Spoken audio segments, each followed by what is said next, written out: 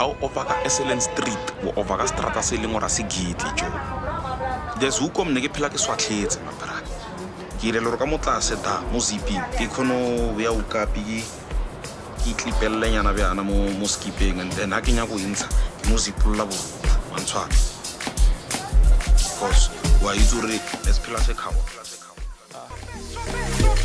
Oversized jeans, Timberland shoe, pelly all across the chest like a mag do. Light skin baby, walk back a lady tattoo. Yeah, I get it when I know you see me looking at you. Alright, it's just gone 12 minutes after 7 o'clock. I'm very happy because see, this particular person who's sitting in front of me always shows up not on time but early.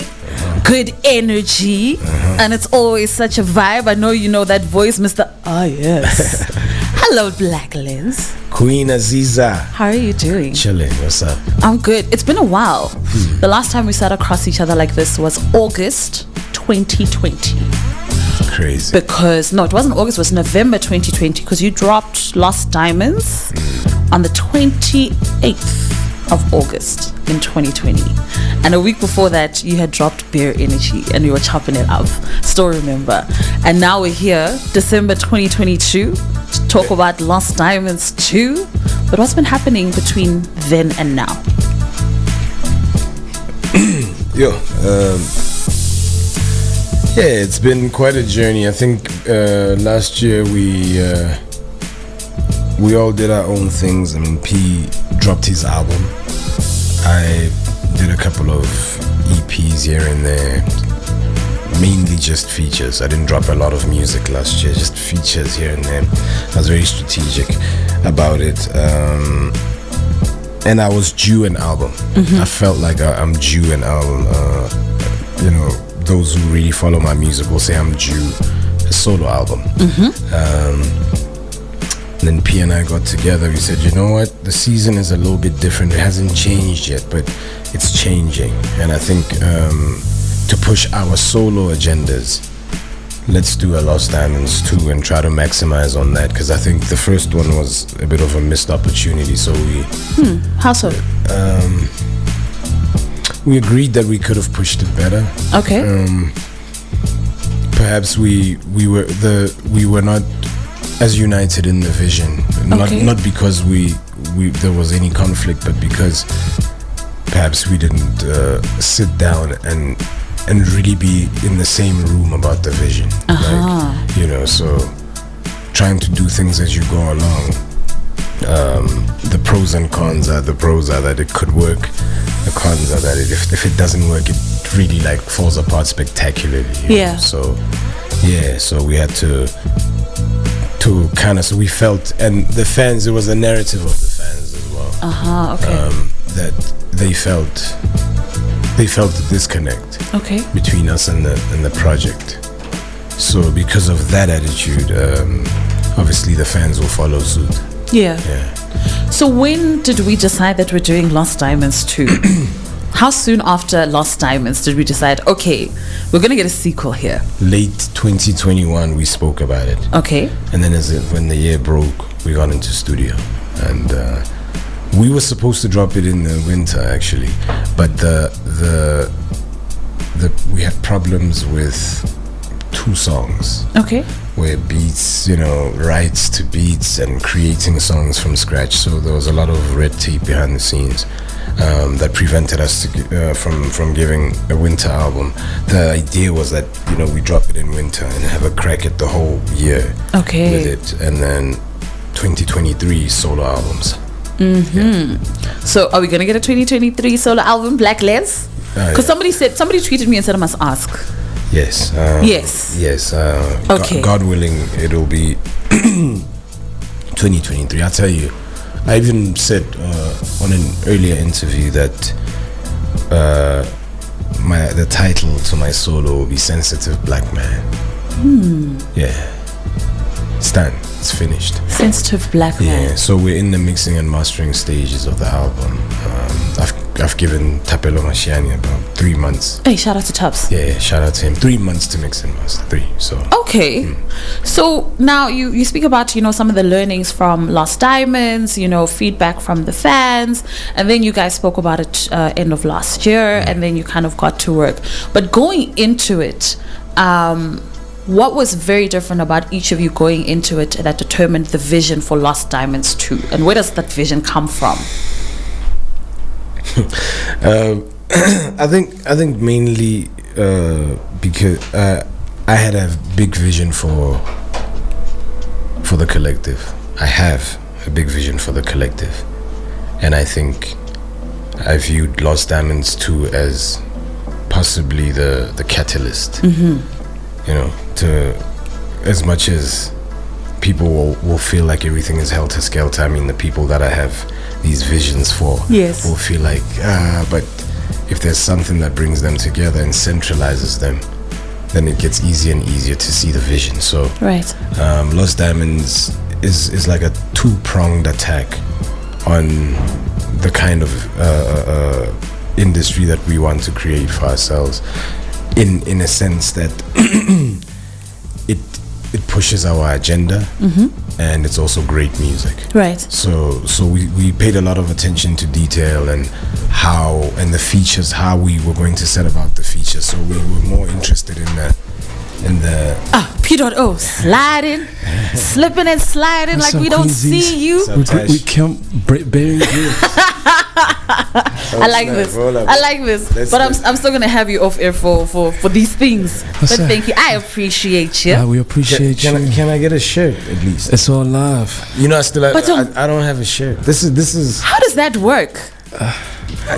These guys are giving away shirts to celebrities and everybody. Okay, so we clearly have a family issue to sort out. We're gonna take a quick music break and then we'll figure it out. Okay, I'm tired. I rap too. I think I need a credit on the song. Yes, you do. Really, because I just rap too. I'm tired as hell. Shout out Queensies, bro. P, how are you? Welcome officially. Hey, Queen Azizzar, thank you so much for having me. I appreciate that so much. May God bless you and increase you. How you feeling? Go on a fresh cut. Get ready for Friday. How you feeling, bro? I'm good. How you feeling? I'm excited. I'm good. I'm happy. And I can't wait. Thank you so much. It's going to be a great show, man. We're going to give people a great show. You know, good energy and everything. We just want to, you know, it's about the art. It's about the music. Yes. True to that, you know. All right. So we, as Lost Diamonds 3, yes, man, we're just rapping alive. Yes, Lost Diamonds 3. I've decided that I'm in the mix. I don't know what I'm going to do, but I'm in there.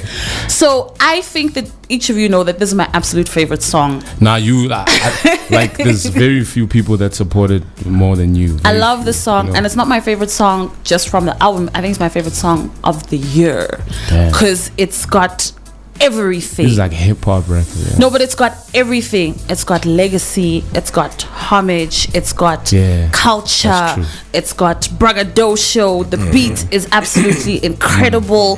How did this joint come about? Really? When also? I obviously when we were, you know, sifting through the beats that we were getting for the album, Kim Osabi, a brother that I worked with a couple of years ago on a song called This Can Be Life. This can be life. Yeah, go ahead, P, do your thing. You know, he's also just a genius, you know, in terms of production. And he's like, yo, are you guys, he hit me up, he's like, are you guys done? Please don't tell me you're done. I was like, no, actually, bro, we have, I think we had one last session. Yeah. And he's like, nah, dog, you got something? He's like, yo, please just check your emails. I sent it straight to Les. Les was going crazy. I was like, yo, let's get on this. It was that simple, you know. So it was one of the last. It was one of the last to be done. Yeah, it was definitely. Yeah, he's remixing the story. Like. Oh, tell me the truth then. We were in studio. Yeah, but I'm telling you, before we got to the studio. No, I hadn't heard it. He's right that. He's right that it was one of the last ones, literally. Yes. And we were literally playing beats. Envy was there. Even Excellent Street was one of the last joints. Envy was there. Even he went. It was that night where he went to memorial service, city's memorial service, and came back. That night, remember that day where? Unfortunately, I do. Yeah. So went and came back from. Anyway, I don't know what's going on, but anyway, I really don't know what's going on. Yeah, but so when he played the beat, I lost it, and then he said to me, I remember vividly. He said to me, "Yo, just get ready, cause I'm about to rap." Yeah, I remember that. And then I said, I was like, cool, rap. Yeah. Let me work on the chorus. Yeah. Then because I gave you you skipping because I gave you props and I was like, yo, bro, on this album I haven't really been rapping. You've been out rapping me, doing dope things. You've been killing it, though. Why weren't you really rapping? And then I was like, on this one, I'm fit to. I need to turn it on now. That's when I was like, I want to spit on this one. But he also came correct with his verse, which is crazy. So everything was perfect. Yeah. So you know, sometimes they get so weirded out when I'm putting a chorus together. So because I started with a lost diamonds for the babies, old school high top fades from the 80s, and I was chilling. And then they just like, he's just like. But he wants to write. He's doing his thing, like you know what I mean. So and then the thing came together, and I said, "Yo, we just need one more." He came through with the. You came with the second part. We still go. So it was a chant. Yeah. So he wanted a chant in there, and I was like, "Yo, but it's what something." Then in between, I was just going, and it's like, "Yo, man, the Jeffersons, and we move it on up." You know, just give people a vibe. So I wanted to hear how we would feel when we hear it, and it was just like bliss. So yeah. And then, how did you decide that J Jody is the feature that needed to be on there? Yeah, that one. We already wanted him on the album. We were just looking for the right song. And then we said, let's not give him the records that people would think of giving him, where he will have be, melodic, whatever. I said, the boy can rap. I said to Pete, the boy is nice. He's like, yo, okay, let's give it to him.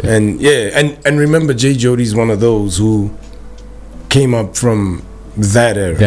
He knows it very well. He came up through it like proper. There's like proper artist development in J Jody. Like he went from being a fan, like of studying things, into like So a lot of artists, Bashotaga artist development. J Jody's not one of them. He's just really found his voice this year, man. Right? It's so beautiful to watch. And the support also that he gets from it's incredible from his camp, like TK. TK 10 stacks. Because you would think, and it's a shining example, and I think we need to speak about each other with this type of way, where TK is literally focusing on getting the sound, everybody's sound right in the camp.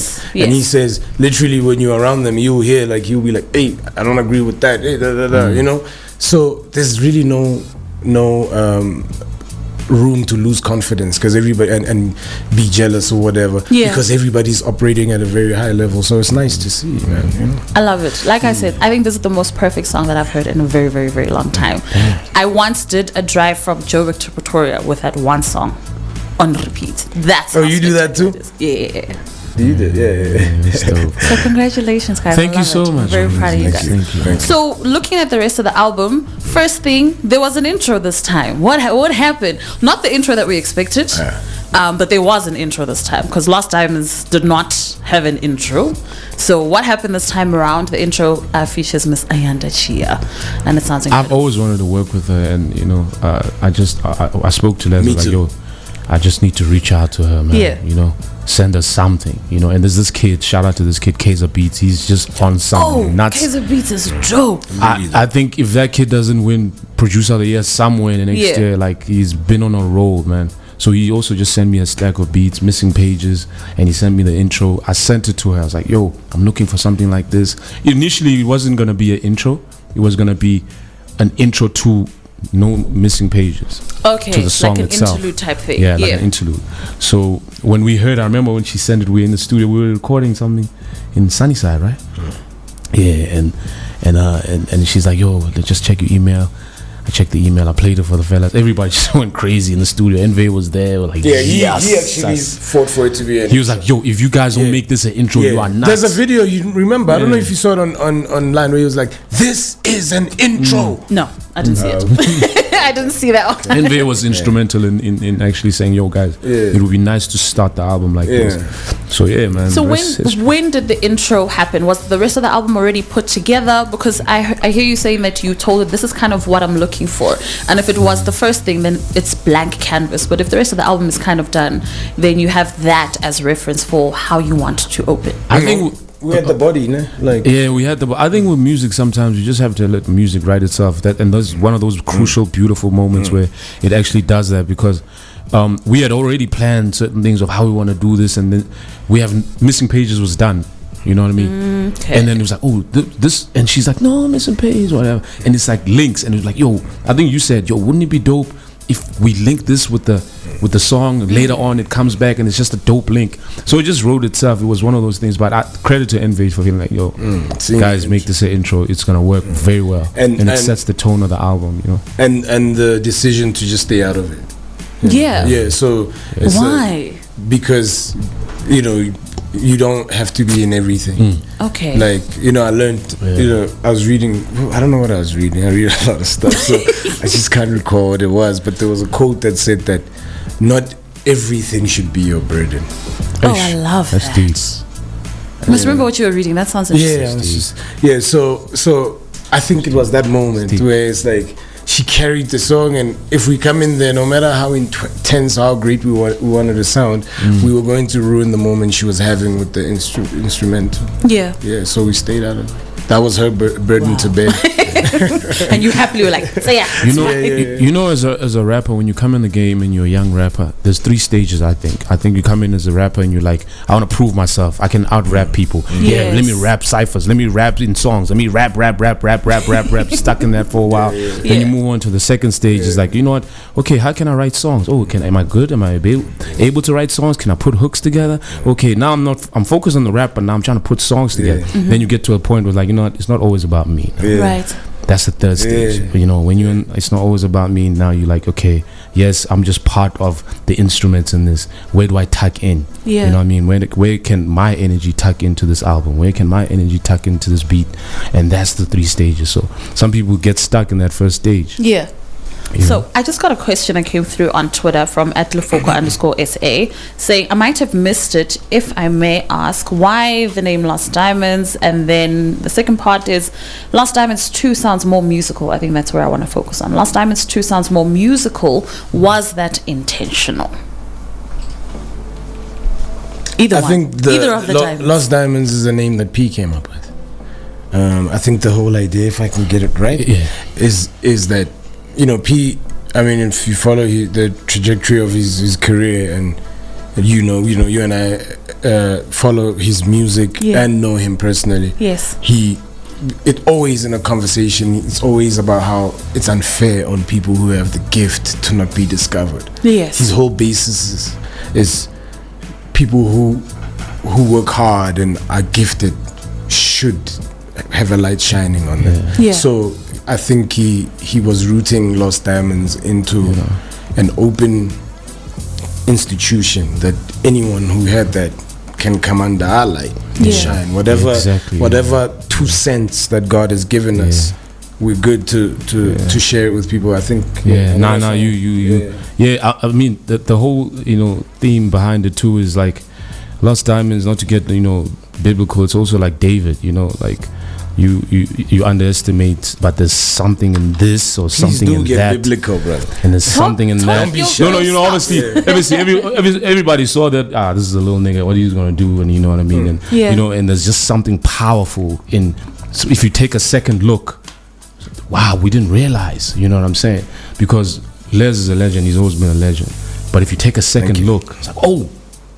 We didn't realize this guy's actually greater than we think. That was a second look. It's like, take a second look. Like, we here, you see us, but there's something greater than you actually not seeing. You know what I'm saying? That was the whole theme behind it. And it's not just me and him. There's an industry flooded with Lost Time. And everybody literally in our camp, our friends, everybody, like they have as much of a say in Lost Diamonds as we do. So I think like what we were talking about earlier is a vision I'm seeing, you know what I'm saying? So And then the musicality, there's more musicality, and was that intentional, and why? You know, sometimes the beats lead the product, you know. But I have to give credit to Les, because Les has always been, you know, whenever I want to get into a box of let's do these kind of joints, or let's do these, you know, it's like, let's try the melodies. And he's a very melodical guy. He likes melodies and things like that, so he brought a lot of that into it. And I think the beats also complemented that a lot. You know, it just came together that way, but it wasn't planned, man. That's the thing with music. It's not like we sat and planned anything. It was beats were coming through. We in the studio, we vibing. There's liquor. There's other things. You know, and next thing you know, there's songs. You know, we went from David to liquor very fast. Yeah, look who's out there. Dog. Look who's out there. I can't lie. Okay, we're gonna take a quick musical break and then come back. Neighbor. Nipsey. Right. So we're still here with the Lost Diamonds. 15 minutes to go. We're 14 now. And so we hit 8 o'clock. I might steal some time on the other side of 8 for us to wrap it all up. So I just played Deep Gong, right? Mm-hmm. And again, the theme of legacy. I like that song as well.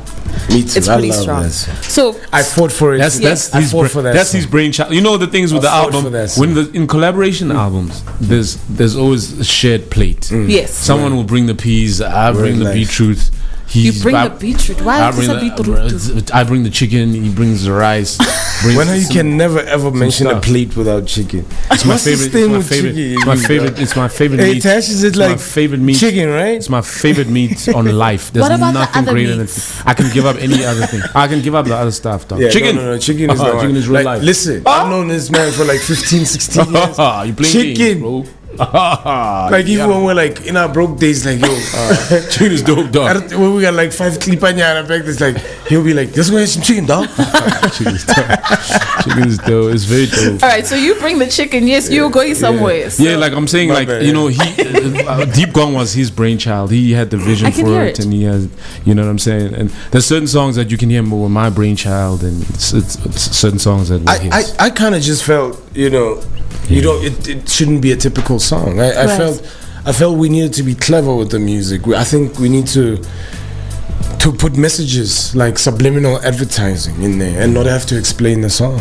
Like this song is not about partying. It's about stuff. And people love it. You know what I'm saying? People are still discovering what the song is about. It's like, okay, stuff. And it's all like wrapped up in a beat where you'd expect people to just be dancing, not thinking too much. Right. And in the beginning, and it's one of those songs, maybe it might go past you the first time. And then the second time, okay, I'll come back. And then you get there. So I love making music like that. That's timeless, that people are going to still discuss it. Later on at universities, this is one of the songs that they're going to dissect it. You say rappers don't write, or musicians don't write about social ills or their society. You're lying. We do. We just don't go out and do it in a cheesy way. We write it in a way that we make the music. We don't make, you know, as much as it's a great song, we are the world type of music where it's deliberate. We literally speak to our guys. We know how to speak to our people. Yeah. You know, and I feel, you know, it's very important. Deep Gong is a song like that. As soon as I spoke to P about it, he, you know, it wasn't. He was. I think you were done first with the verse. That's how much he was into what we were discussing. Right. You know, so I mean, it's great. And he was like, "Can I handle the chorus?" You know, P just wants to sing. I love singing. That's another thing. Crazy. He says I love melodies, right? Yes. But he carries them out like much more than I do. You know what I'm saying? R&B head, bro. Yeah, we can hear that you like to sing, bro. Love R&B. And that was a beautiful melodies that he had. Thanks, bro. Yeah, it was dope. It's dope. Tell me about this importance that you guys place on, you know, paying homage, showing respect to fallen soldiers, people that have come before us. And it's not, like you were saying now, Les, it's not very obvious. It's not very, now we are doing a tribute. That's now the genius. We are showing That's the love. genius in it, Yeah, you see, I think music. Sorry, I'm talking too much. It's dope. No, go ahead. Please. I want to hear what you have. I really. But I just think it's genius, man. You know, it's thinking outside the box. It's not saying, yo, we're wearing a T-shirt of Double HP. Right. You know, we just think outside the box. The things that he did, the mannerisms, you know, a little sprinkle there, so people know. Oh snap, that's Jabba. Oh snap, that's Ricky. You know, it doesn't have to be. You know, we don't have to spoon feed. People are very intelligent. You know, people, your audience listens and they pay attention, and you know what I'm saying. They're very intelligent. They pick up on these things. So you're just thinking outside of the box. Why is it important to continue to do that, though? Especially for the people that you are speaking to, because the people that you are speaking to that really are listening also still remember those people, love those people. Yes. So why is it still important to almost like reinforce that? Because it could be you or me tomorrow. Yep. I think the story has to keep getting told. I think we need to stop trying to find things to pacify us. I think, yes, music can be used as suspension of reality. Yeah. You know, there are some artists who literally are very good at making dance music and whatnot. They're incredible at it. They take the world stage by storm. They are killing it in the clubs and at the shows. Then there are artists who are reflective, who write more about the other side of life. Not all the time. They write more differently about love, about peace, about war, about, you know, it's not necessarily mainstream, but sometimes finds itself there. I think at some points, me and P, sometimes, you know, we teeter along being mainstream at times, at moments, because of how we write, but the industry is still very immature in terms of how music is viewed. And I'm being as respectful as I can. It's extremely immature, you know, and what it does is it just robs the listener of the incredible talent that's on, where we believe not everybody should be jostling to be number one. Right. There is a lot of money in the world where the niche is involved, much, bro. and this is where we are now, and that's what we're looking at. So we're riding that, where it's like the niche needs to be the niche. I was watching, you know, we're doing this thing at the State Theatre on Friday, and I saw Zonke's got her own as well, and I was watching her live stories the other day. Zonke is a niche market artist, whether you like it or not. Like, she doesn't play in the club. She doesn't. She comes out on certain times, and she was saying on her show, Cape Town, you're slow. Get your tickets, because if you don't get your tickets, you're only gonna see me in 2024. Hectic. I was That's like, crazy. Yo. what? Wow. Right here at home. That's beautiful. Wow. And you know, she's living good, but she's you don't see her everywhere, whatever. Discreet, man, like whatever. But she's, you know, her fans come out for her. She could do a show with 3,000 people and say tickets is 1,000 a pop. Right. It's people who will buy and say it's a malumutwak. Yes. So we need to mature.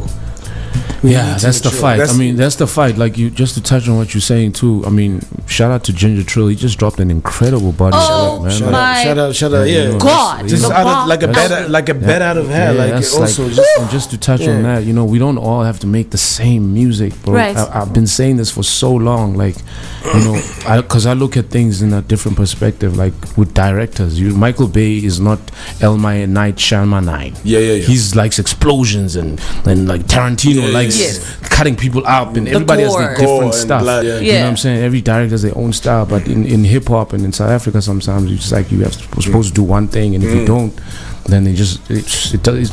I just really wish the maturity would grow from the listeners and the industry's sake, because there's so many lost diamonds that are dropping, and people are like, just, oh shit, just a second look. Like Trilly's album is incredible, man. We all heard it.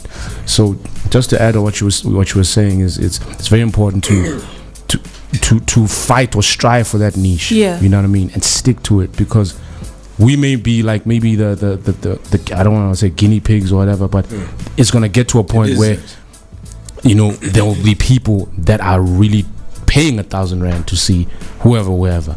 You know, I think we're headed there.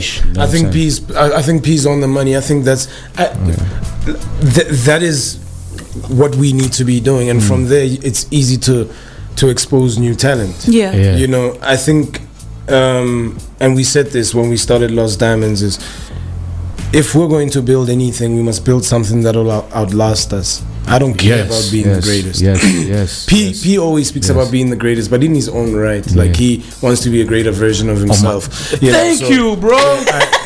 I'm not talking about anybody and people get touched. It's about me, about being better, a better better when I was. You need to stop worrying about what they think, because you know where you're at. Oh man, you know where you're at. We know. You're very pressed right now. Are you fine? I'm just like, I'm not fighting. Are you misunderstood? You guys, bro. Are you still being misunderstood? Yeah, now but it's cool. He hit the nail in the mark. So we just want to build something that'll outlast us. I think everyone should be.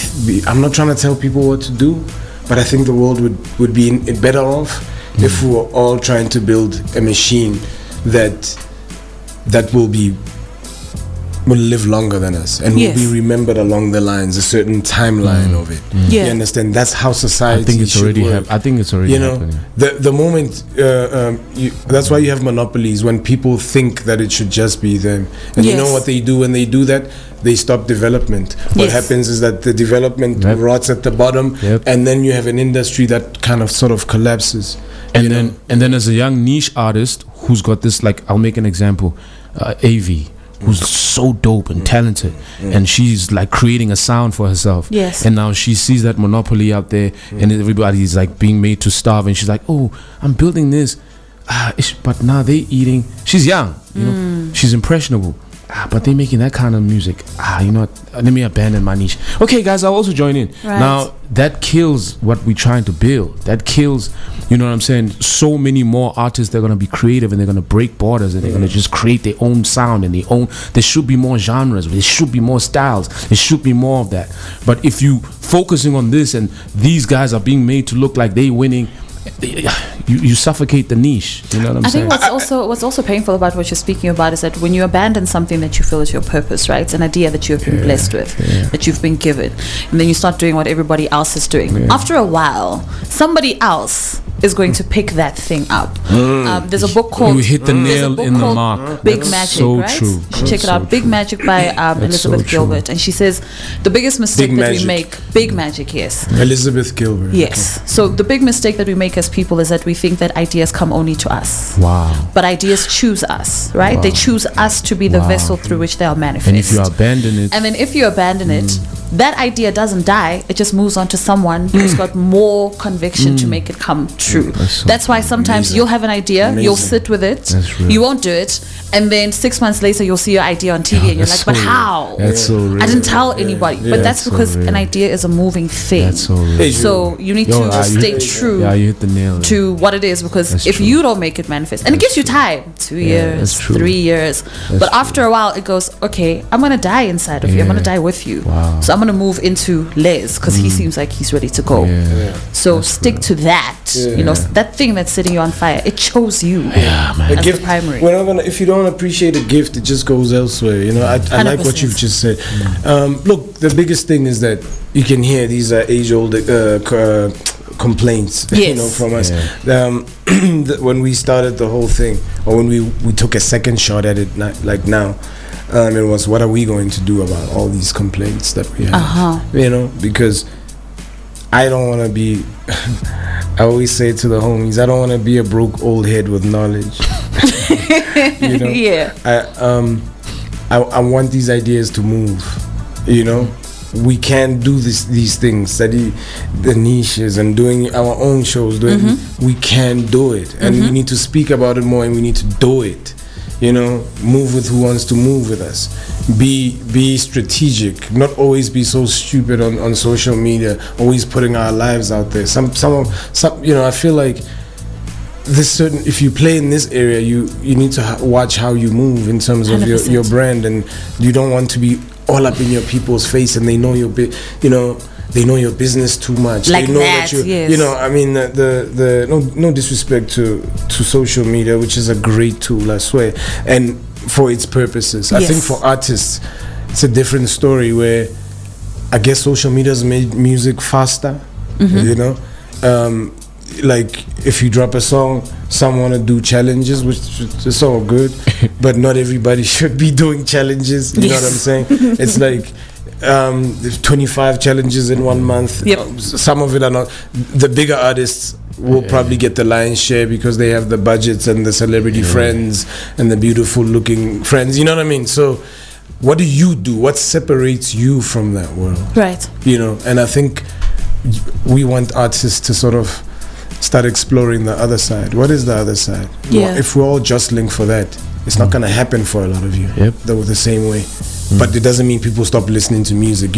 I don't listen to music because I heard it on social media. Sometimes it's rare. Yeah. But Wow, most of the that's so. I never listen to music because of social media. Now I'm put off when people are rapping. They do videos and they're rapping. I'm starting to get put off. And that wasn't the case before. Yes, now because it's like too much. It's like I ate too many sweets. You know. Yeah. So it's like now I want to hear some music. I don't want to be. Now I'm on social media scrolling for news, be it good or bad or whatever, and moving and getting out. Right. As quick as I can. I don't want to hear a video. I don't want to hear you guys because it's just too negative for a creative. Right. You know, yeah. Is that all the time, or when you are intentionally in a creating place and process? When's the last time you listened to music because of you were told by Twitter and it was trending? It doesn't happen for me. I listen to music for different reasons. That's. I have a different kind of pressure to listen to music. And I think that's the wrong target audience for that question. Yeah, I have a different kind of pressure to listen to the music. And I just think most people, there's a lot of people that do the same But thing. there's a lot of people that I know. I don't check who's out, and unless there's artists that I'm married to because I grew with them. Like if I know Nas is dropping, I'm obviously going to check for Nas. He may be trending. Yeah, you better. It's Esco, you know. Yeah, you better. But I think we need to be careful though, because it's not a bad thing that people discover artists from social media. I think it's a great thing. I think it's a great thing. I think it's also what's broken the monopoly within music in a way. No, not like through social media, through trends. Okay, fair. Yeah, but if a good artist is trending, we don't. That's complain. dope. Yeah, but that's what I'm saying. It does serve its purpose. Right. And remember, sometimes it doesn't serve its purpose according to our preferences. That's true. And we need to accept that. Yeah, that's true. You understand? So it doesn't mean just because it doesn't serve whatever I prefer, it's a bad thing. That it's a bad thing. You know, it's got its people. We're saying now we're doing what we're complaining about when we said there needs to be two sides. Like people need to find options, need to have options with, you know, how they want to make music and how they want to put it out, you know. And I think it's there that people want to go to shows. As they grow older, they don't want to be in the club. Some people don't want to be in the club, for real. Yo, I ain't finna be but they want to enjoy music, so they go to daytime events, you know, your Twyne Fontaines, whatever, and then at a certain time, hey, let me did. You understand what I'm saying? Like, tonight I want to go watch a comedy show. Right. You know, maybe today I want to watch some live hip-hop. Yo, these guys put out a show. Please bring it to Durban. Do this. Oh, get who so and so on. People who are working in the marketing corporate places. Stop putting your friends on. Just fine. If you want me to come to your parties, just make it worth my while. We got ideas for days that will help not just us, the youth of this country. I'm not interested in being the top guy. Yeah. You understand what I'm saying? This thing needs to move. Our country's dying because everybody wants money. Everybody wants just to live for money. And I just want to just you know, give a shout out to, you know, Cap City rap right now, like with the young niggas, man. Like they just remember when we even spoke about it and you're like, yo, they have it, bro. They even inspired us. And I was not even gonna lie to see young niggas like shout out to Tyson and all of them, bro. They just went back to the arts of, yo, we just try and make music. Even the others outside you of the feel city, me? your Black Keys. Yeah. Like it's about, you know. I know a lot of time he gets a lot of mixed, you know, your Lucas raps. I kind of like they're just the way making they music, bro. They make music. Yeah. It's about the music. They're not waiting for anybody to tell them that they're dope. Oh, that it's okay for them to be themselves. They're not waiting for an industry. You know what I mean? Yeah, your Marcus Harvey's who straight up was tweeting the other days like, I'm a jazz artist. And he was talking to me and he was like, yo, the aim is for him to now just do festivals and plays whatever, you know, because he can't perform without his band. Right. He wants to. He literally wants to give people experiences. He's a niche market artist, straight up. He's not even looking to, but a niche market artist that can make a lot of money. You understand what I'm saying? Yeah. With great music. So speaking of Cap City, and then bring it back to the album, talk to me about Esselen Street, right? And its value and its significance. The street itself, right? I've been there once. Yes. I'm not from PTA, and I was there that day when you guys were doing the video. That was the time, and I was like, So what is the significance of it? What is the value of it? What unique experiences will you get from Excellent Street if you're not someone who knows the place, knows the street, knows the culture? It looks the same at night. Any time of the day is the same. You could get people, the same number of people all the time. There's niggas with them things on them. Like, it just looks the same. Like, there's people are walking right now. Like, I don't know where they're going. You could wake up at 3 a.m. and say, I'm walking up and down. That's the same. Like, 3 a.m. He's right. 3 a.m. Like, Barcelos is open. We're all eating. It's packed. We're waiting an hour to get our food. Doesn't sleep. 3 a.m. Excellent Street doesn't sleep. You know, coming from a show, we're waiting for an hour to get the food. Excellent Street doesn't sleep. You know, there's niggas in 2 a.m. They out there. Like, listen. It's real life. Okay, what's the craziest experience each of you have had there? I remember once at Capello's. I think we were launching the first. No, I was launching under the sun shit. Remember? I remember, yeah. And there's a homie of mine. He's a good dude. I think he just had a lot to drink and stuff that day, and he. Yeah. So it was happening at Excellent Street. So we like, yo, we gotta break, P. Yeah, hey, I feel alive. This street just makes me feel alive. And then he earled around there. And he tell everybody he loved them as well. Yeah, he told everybody I love him. He like fell on his back and kind of earled. Yeah, it was tough. Yeah, but it was a great day. It was a great day. But it just basically because someone threw up everywhere. No, but it's just like how much fun he was having because of Excellence. The street is alive. It's it's Capello's here. It's alive. You can get chicken licken. But chicken licken might have even been open Sunny at that Park, time. McDonald's. Everything is open. And Julius, I think you could actually get clothes like at 3 a.m. on Excellent Street. If we look hard enough, we haven't looked. Craziest experience for you on Excellent Street? It was the same. It was the same. I was there. You were there? Yeah, I was there. Hectic. Yeah, but there's also obviously bad things that happen, so you need to be safe. Sometimes there's certain places you don't want to walk at certain times of the night. And there's like clubs there, you know. There's like a bunch of clubs as well. Like Boo Europa's there. Yeah. I don't remember. I don't know a place on Excellent Street. If there's been a club there, we've rocked. That's true. That's true. Yeah. Okay, and then the decision to have Enve and Bagzito on there. Because it could have been anyone. This was by the Enve's sounds of it could have been brainchild, anyone from PTA. By the sounds of it, with what you're talking about. This Why was them two? Enve's brainchild. Couldn't have been anyone. Really? This was Enve's brainchild. It's props to Enve. Enve had the vision. Enve had the beat. Enve came and said, guys, this is the joint. We heard the beat, we heard his verse, we lost it. I was like, dog, thank you, man. It was his contribution, his vision, you know what I'm saying? Same day as Alive, yeah. I just like, and then we just came up when he came back from, yes, and obviously the style, and it's so the verse was so Pitori, like, and I just like, yo, what would define Pitori so well, like. I was like, Excellent Street. Let's call it that joint. No doubt, yeah. And it's like, and then we got Bagzito. Like, yo, Bagzito, you must speak those things, and it all just came together as a gem of a song, And why the decision for that to be the second official single?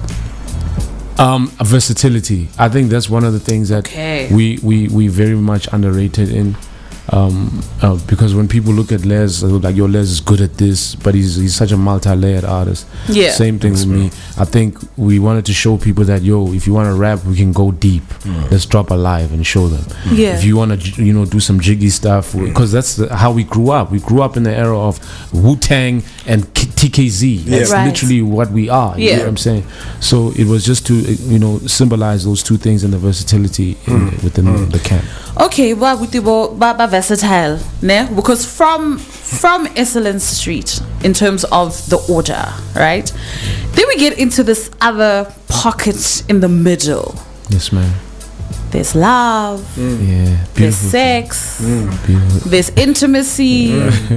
There's funny things that are hard for me to hear because you guys are my brothers, and I'm like, yo, this one was a bit better than the first one, though. Like, it was, but this still, one was more sensual and it was more like love. It was a bit, it was a bit. The first one was last. It was a bit more sexy than it was raw. That's fine. I'll take it. But it's always an ESO as so you could tell that this one was more me. Please, bro. I'm in love. Sensual. Actually, I can't believe that. Let me tell you something. P, you're disgusting sometimes. On record, like No, like on record. I was. But did you hear what I said? I said disgusting sometimes. how many times did you get people say, remember there was a time when who was misunderstanding you? I was. There was somebody who's like, I said some raunchy stuff. Yeah. I mean, But it's listen. like I said, it's growth, man. Like I think when we made this album, I think it was more, we don't have to be saying these sexual things. Let's just talk about love, bro. We talk about like really. Those calls are self and yeah, sometimes you have to. We're all evolving. I mean, we're just balls evolving. Did you not hear him with Chad on that song? Yeah. Wait, actually, let me tell you something. No. What's the name of the first joint project? Is it Matthew 22:14. Didn't I text you and say you guys decided to name a sex tape after a Bible verse? That's not a sex tape, bro. But that's what I said to you. That's not a sex tape. That whole dude, you guys that heard whole collaboration. You heard one song. No, Machi, I listened to the whole thing. I respect you enough to listen to the whole thing. It's not a sex tape. And I remember I texted you at 8 o'clock in the morning. You know, the thing is, okay. And I was like, the idea. I knew people would be upset about certain things about that because it's that's Bible verses. Hey, brother.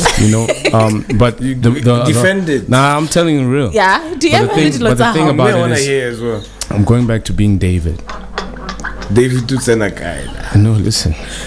Is the sex and last joke Goliath? No. Oh. No, but David was. You guys, listen. David, King David.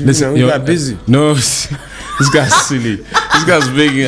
Okay, no. Let me let you speak. Let me let you speak. Okay, we after the heart of God. David was after the heart of God, but he was a very imperfect man. Yeah. You know what I'm saying? Like Samson. Yeah.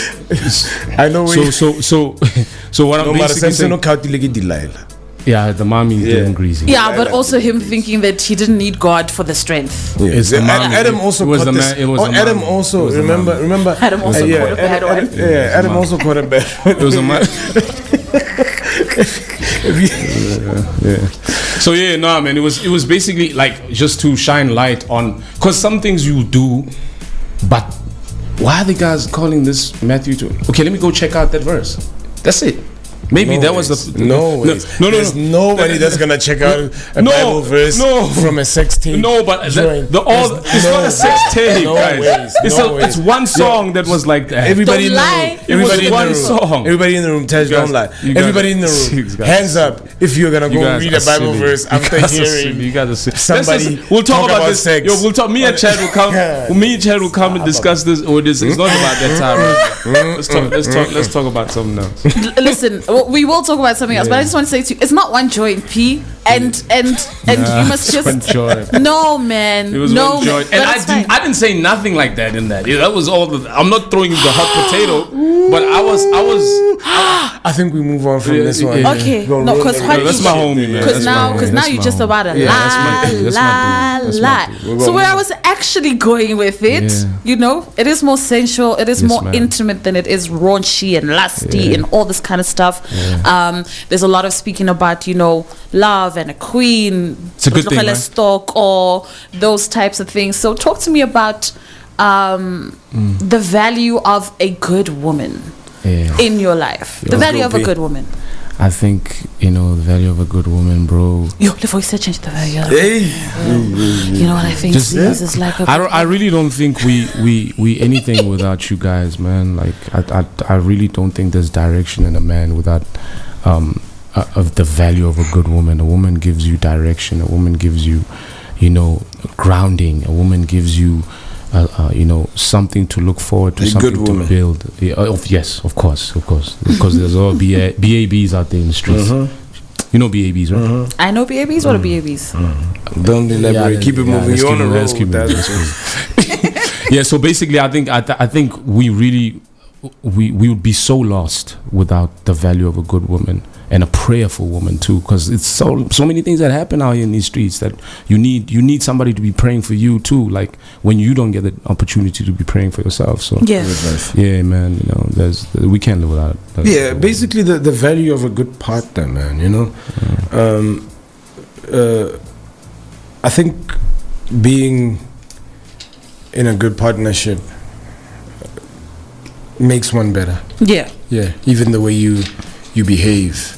Yeah, so it makes you, you know, I think the value P summed it up. Like it's you know, you influence each other, you move a certain way, there's a little bit of a spring in your step. You know, just to touch my nigga on what you were saying, you know what, hip hop really, as much as hip hop was great to a lot of us, it also really messed us up, because we were listening to Snoop Dogg and they were saying all of these things, and hip hop made love to look like a bad thing. Can I because these niggas was married, but they were saying all these messed up things. But I want to interject, give you the flip side also.